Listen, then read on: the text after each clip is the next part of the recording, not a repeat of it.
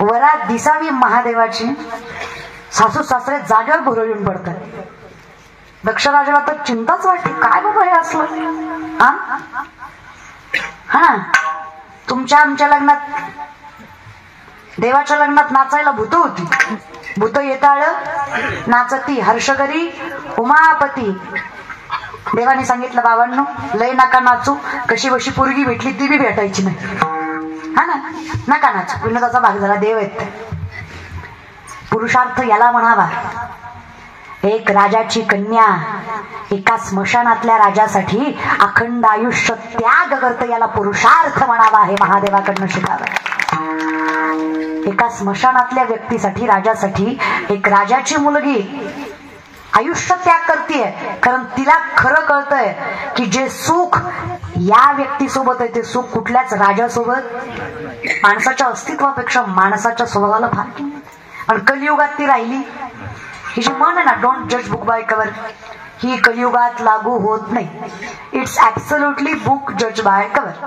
कलियुगात तुमच्या प्रेझेंटेशन वरच तुमचा क्रायटेरिया ठरवला जातो. तुम्ही स्टँडर्डनेस मेंटेन केला तर तुम्हाला सुशिक्षित किंवा ज्ञानी समजलं. मग तुम्ही आतून किती काम मळकलेले असं, पण वर मात्र स्टँडर्ड की वाद नाही, त्या विषयात ताकद. हे सामर्थ्य साधं आहे रे. नाव कोणाचंही घ्या, देवाचं नाव पाप देत काळ वेळ नाम दोन्ही पक्ष पाही. जमेल तर राम म्हणा, कृष्ण म्हणा, शिव म्हणा, विठ्ठल म्हणा, जमेल. मला सांगा, मध रागाने खाल्ला गोड लागत नाही? लागतो की नाही? विष प्रेमानं पिलं मरत नाही?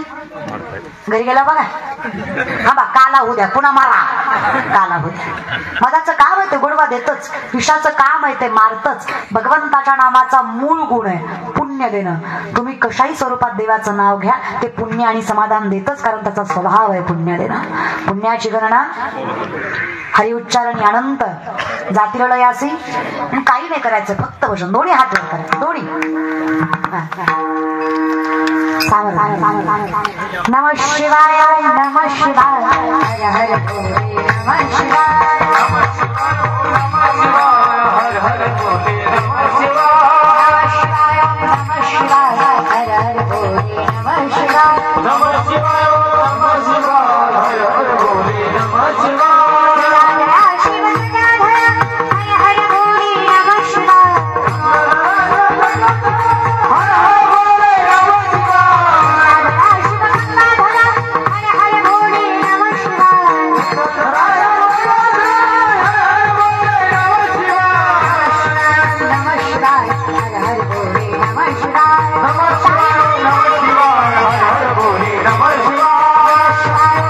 शिवाय, हर हर भोले, नमः शिवाय.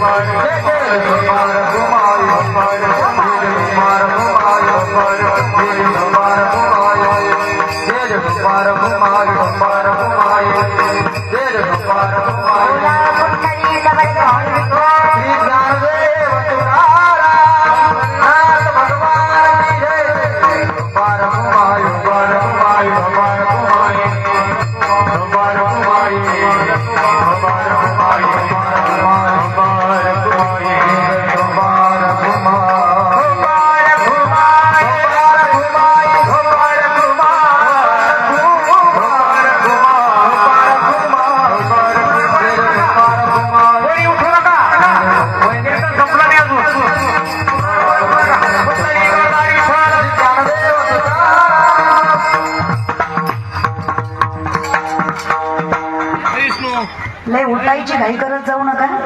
देवानं उठवायची गेली तर सोसायचं नाही तुम्हाला.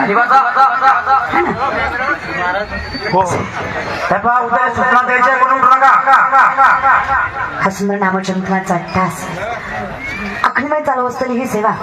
आजचा शेवटचा दिवस. जगाच्या मालकाकडे एकच मागण्या दिला, तुझा विसर पडू नये एवढंच मागणं पदरात टाक. आता आयुष्य अखंडितपणे विनाशाकडे गेल्याशिवाय राहणार नाही. दासबाबा सांगतात, आयुष्याचा नाश झाला, दास म्हणे वाया गेला, त्याला कळलं नाही की सामर्थ आणि परमार्थ हे सत्य. बोलू नका मायबाप, ज्यांना जायचंय त्यांनी जा, पण विनाकारण गोंधळ करू नका. कीर्तनाच्या व्यासपीठाची थोडीशी मर्यादा ठेवा. कोणी बोलत नाही म्हणून त्याचा गैरफायदा घेत जाऊ नका. जिथे बसलाय तो काही डोंगराचा खेळ नाहीये. बघू वाटेल तेव्हा बघायचं, निघून जायचं. पण तुम्हाला माहित आहे संपत आलंय म्हणूनच गोंधळ करताय ना. 5 मिनिटं थांबायला काय हरकत आहे? माहित आहे तुम्हाला संपलंय. 11 वाजता म्हणजे संपलंय. 5 मिनिटं बाकीच्यांना सांगायचं असतं. उद्याचं काल्याचं कीर्तन आहे, नियोजन आहे, ते ऐकत जा. विनाकारण सगळ्यांना गोंधळात नका टाकायचं. तर उशीर झालाय, लोकांचे पण उठावट होते. सगळे अगदी सामर्थ्याने उपस्थित आहात. तुम्हा सगळ्यांचे मनस्वी आभार. सुंदर टाळकरी गोड गायनाचार्य, अगदी सुंदर कंठ जगाच्या मालकांनी ज्यांना समर्पित करावा असे हरिभक्त पारायण किरण महाराज असतील, हरिभक्त पारायण अनिल महाराज असतील, हरिभक्त पारायण राम महाराज असतील. अगदी गोड साष्टांग दंडवत तुमच्या चरणावर. या बहिणीचे कीर्तन गोड करायची ताकद अजूनही तुमच्या कंठामध्ये सामर्थ्यवंत अशीच वृद्धिंगत होई परमात्म्याची प्रार्थना करते.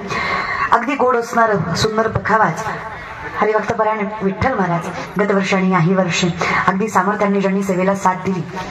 स्वतः अधिकारी व्यक्तिमत्व असूनही आपल्यापेक्षा वयाने, बुद्धीने आणि अधिकाने लहान असणाऱ्या लेकीचं, बहिणीचं कीर्तन तुम्ही एवढ्या मोठ्या मनाने साथ देऊन ऐकताय. चरणावर साष्टांग दंडवत तुम्हा सगळ्यांच्या. शिवनिर्मित असताना मृदंग तांडवासारखी वाजवायची ताकद ज्यांच्या बोटामध्ये आहे असे हरिभक्त पारायण विठ्ठल महाराज. चरणावर साष्टांग दंडवत या बहिणीचा त्यांच्या. विनिकी दादा असतील, टाळकरी सगळी मंडळी असेल, चोपदार दादा असतील, अगदी उत्कृष्ट सिस्टीम. दादांच्या मनस्वी आभार. अगदी गोड आवाज दिला. उपस्थित तुम्ही सर्व पंचकुस्त्री मंडळी. गेल्या वर्षी मी आले तेव्हा पाणी नव्हतं, रिकाम होत, जमीन दिसायची. यावर्षी भारी आहे, जरा लवकर यायला पाहिजे होतं. 2-3 फेरफटक्या मारल्याच त्या नावात नवी महाराज. म्हणजे कसलं सुंदर आहे. मला सुद्धा मोह झाला की बाबा काय भाग्यवान माणसं आहे. तिकडली माणसं काय अर्धा 1 किलोमीटर गाव असेल तिकडे, तिकडली माणसं इकडे नावेनं येतात. अहो भाग्य आहे. ह्याच्यापेक्षा मोठं भाग्य काय की सत्याला यायला इतकी सुंदर सोय, ती सुद्धा निशुल्क आहे महाराज बरं का. अगदी निसर्गाचा आनंद घेत घेत तुम्ही इथपर्यंत पोहोचताय. आणि अगदी सुंदर हे संगमेश्वराचं ठिकाण आहे, मंदिर आहे. आणि हे असंच वृद्धिंगत होत राहणार, अखंडित असंच हवं ही भगवान शिवाचरणी प्रार्थना करते. त्यासोबत माझ्यासोबत आलेल्या मुली असतील. अगदी बरीच लोक म्हणतात तुम्ही एवढे पैसे घेता करता काय. मी 1 रुपया कोणाची देणगी न घेता, हाताला कधी पावती पुस्तकाचा स्पर्श न लावता कीर्तन करते. त्याला 19 वर्ष झाली. तोंडाकडे बघू नका, माझ्या 24चीच आहे मी. ते कीर्तन वयाच्या 5व्या वर्षी केलं. त्यात बी काही नवल नाही. माझा बाप माळकरी, आजा माळकरी, पंजा माळकरी, पंजाच्या पंजाबी माळकरीच होता. घरात परमार्थच होता. 7 दिवसातले 6 दिवस भजन व्हायचं. त्यामुळे एवढं काही अवघड नव्हतं. कीर्तन ऐकून ऐकून पाठ झालेली होती. बाबा तसंच करायला म्हणे, कर जेवढं तुला तेवढं जमतं तेवढं. बाबा म्हणजे माझे वडील. गेल्या वर्षी बाबा होते, या वर्षी प्रयागला गेलेत, त्याच्यामुळं नाही येत. मुली आहेत सोबत, पुन्हा येतील. नेक्स्ट इयर मी आले तर येतील महाराज बरं का. मी एवढ्या निर्भीडपणे माणसात एवढी स्पष्टपणे बोलते त्याचं एकमेव कारण दादा, माझ्या आई वडिलांचा माझ्यावर असणारा विश्वास. याच्या पलीकडे दुसरं काहीच कारण नाही की मी समाजात उभी. मी ती पोरगी आहे, मृत्यूच्या दारापासून पाठीशी आलेली पोरगी आहे मी. ट्रोलिंगच्या काळामध्ये मलाही असं वाटलं की कशाला काय संपून टाका सगळं, उगाच विनाकारण डोक्याला ताण नको. आई बापाने सांगितलं मरायचा तर सोड, पण कीर्तन सोडायचाही विचार करू नको. जोपर्यंत आम्ही तुला म्हणत नाही की तुझं चुकलंय तोपर्यंत तू व्यासपीठ सोडायचं नाही. ज्या दिवशी आम्ही तुला म्हणू की तुझं चुकलंय तू व्यासपीठावर उभं राहायचं. ही माझ्या आई वडिलांची पुण्य आहे की मी तो उभा आहे, हा त्यांचा विश्वास आहे. आणि त्यामुळे सगळी जी काही माझ्याकडे सामर्थ्यता आहे ही त्यांच्या कृपेमुळे आहेत. माझ्या आजोबांमुळे. माझ्या आजोबांनी अखंड पखावाज वाजून आयुष्य घालवलं. माझ्या आईचे आजोबा अखंडित पखावाज वाजवायचे. म्हणजे माझं अख्खं कुटुंबच हे परमार्थात असल्यामुळे आम्हाला काही अवघड नाही केलं हे परमार्थ करायचं. त्यामुळे विनंती आहे, फक्त पुढच्या पिढीला सांगण्यापेक्षा आपणही ते अनुकरण करा. तर मी यावर्षी सामर्थ्याने फक्त आता या 3-4 वर्षात माझी प्रसिद्धी झाली. पहिल्या लोकांना माहितीही नाही की मी कीर्तन करायचे वगैरे काय असं आमच्या भागामध्ये. तर मग आता या वर्षी 1 रुपया कोणाची देणगी न घेता, ट्रस्ट नाही, सरकार नाही, ना कुठलं आमदार नाही, खासदार नाही, मंत्री नाही, काही नाही, फक्त कीर्तनाचं मानधन. मी मानधनाच्या व्यतिरिक्त एकही रुपया कधी कोणाचा घेतला नाही. कीर्तनाच्या मानधनावर 3.5 ते 4 कोटी रुपयाची शिक्षण संस्था होती, ज्यामध्ये सामर्थ्याने मुली सांभाळते मी. आज 50 ते 60 मुली माझ्याकडे आहेत. हे त्यातलेच मुली. कीर्तन, गायन, पेटी वादन, शास्त्र, वेद, उपनिषद, विष्णू सहस्त्रनाम, गीता, ज्ञानेश्वरी, हरिपाठ, जी संहिता आहे ते आमचे गुरुकुल दत्ता महाराज सुटे ते देतात. म्हणजे गायनाचं शिक्षण आहे भैरू गुरुजी, पखावाज माऊली महाराज. कीर्तनाचं संत चरित्र फक्त मी बघते, कारण आपण फिरत असतो, वेळ कमी असतो आपल्याकडे, त्याच्यामुळे मुली सामर्थ्याने शिकतात. CBSE, SSC, semi English, Marathi medium, English medium, हे सगळं पॅटर्न शैक्षणिक शिक्षण घेऊन प्लस आध्यात्मिक म्हणजे स्पिरिच्युअल शिक्षण पोरी शिकतात. मी कौतुकाने का सांगते माहिती आहे, या मुली पुढे जाऊन पैसा किंवा प्रसिद्धी मिळवतील याची खात्री देऊ शकत नाही, पण या धर्म वाढवतील याचा विश्वास मात्र देऊ शकतो.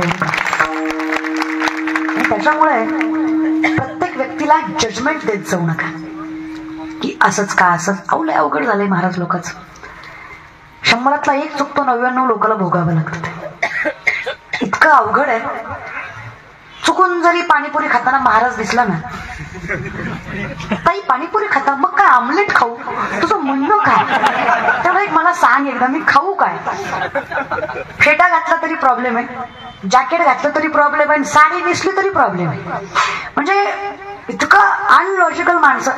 कीर्तनकाराने काय घातलंय याच्यापेक्षा कीर्तनकाराने काय सांगितलंय हे ज्या दिवशी लोकांच्या बुद्धीत येईल ना, लोकांना गरज नाही पडणार आहे कशी. कुठल्या कलरचा किंवा कुठल्या प्रकारचा वेशभूषा आहे याच्यापेक्षा तो काय सांगतोय हे कधी तळमळीनं, कारण तो सांगतोय हे त्याचं नाहीये, की उष्णता सांभाळतोय महाराज. संतांचं आहे ते, आम्ही फक्त सांभाळतोय, ते देतोय तुम्हाला फक्त, आमचं काहीच नाहीये. विनंती, जजमेंट टाकत जाऊ नका, ते तुमचं मत आहे. पण शेवटी विनंती एवढीच आहे, महाराज लोक वाईट नसतात, कधी कधी वाईट लोक महाराज होतात, पण एकामुळं तुम्ही सगळ्यांना नावं ठेवायचं कधीच नाही. आणि विनंती आहे, हे जे तुम्ही विनोदात सुद्धा म्हणता ना, वारकरी शिळ तुकडं पार करीन, असं तसं वारकऱ्यानंच माफ केलंय. नाही रे दादा, त्याच्या गळ्यात तुळशीची माळ आहे, त्याचा अधिकार जर सांगायला गेलो ना मी तुम्हाला, त्याच्या गळ्यात तुळशीची माळ आहे, कपाळाला गंध आहे, त्याच्या दारात तुळस आहे, तो पंढरीचा पाप त्याच्या संसाराची राखणदारी करतो, एवढी ताकद त्याच्यात आहे.